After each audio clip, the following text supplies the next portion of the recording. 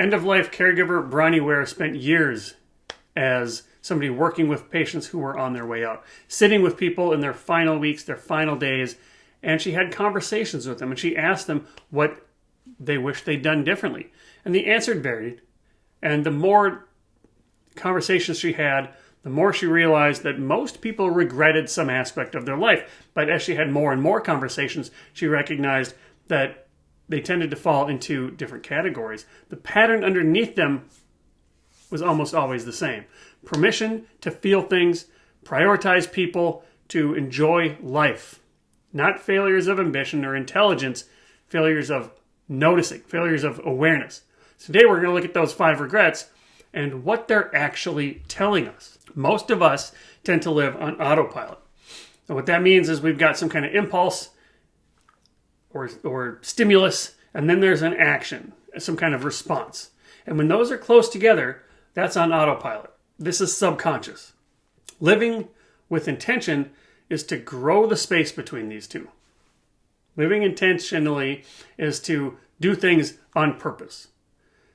And what we can do is design a couple of versions of LWL. We can design a life worth living so that when we're at the end of our life, we have a life well lived that we can look back on. Linda Ellis wrote this amazing poem. She recognized on a tombstone, there's a date, and then there's a date, and then there's a little dash in between.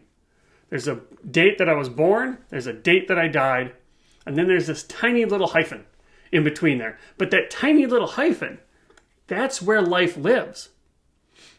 That represents life. So that's your dash. How do you spend your dash? What do you want from this life that makes it worth living? That gives you a life well lived. Well, we can take cues from people who have gotten too close to the end. People who have figured it out at the same time that they ran out of time. So what are Bronnie Ware's top 5 regrets of the dying? These are the regrets that she learned from having all these conversations, and they tended to fall into 5 categories. Number 1, I didn't live a life that was true to myself. I instead lived a life that others expected of me. So I was born, and my dash was spent conforming, and then I died. So I didn't live a life that was true to myself. I did what others expected of me. Sometimes this is simple, like I bought cars because I thought I was supposed to buy this kind of car. Sometimes this is huge. I became a doctor only because my parents told me to, or they made me, and I hate medicine. Regret number 2, I worked too hard. I worked too much. So I was born, I was busy, and I died. And I might have even had some success with all my work, but I did not have the time nor the energy to enjoy that success. And I missed out on other things like my family or other hobbies that I could have had. Regret number 3 is that I wish I had the courage to speak up, to express myself. So this looks like I was born, I kept quiet, and then I died. People wished that they had put their opinions into the world.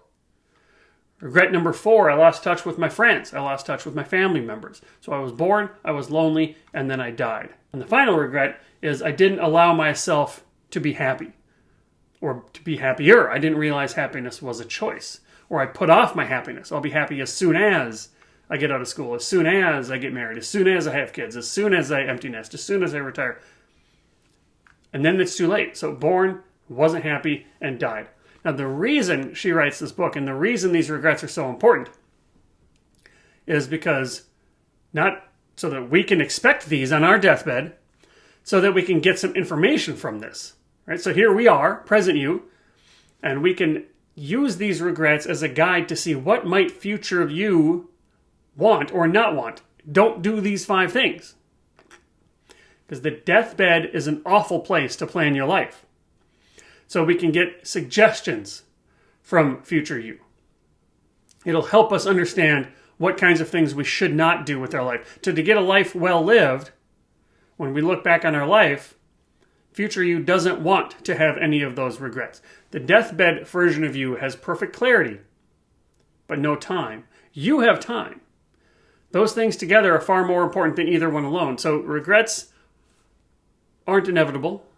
These deathbed regrets are a message delivered to you from future you so that you can design a life worth living.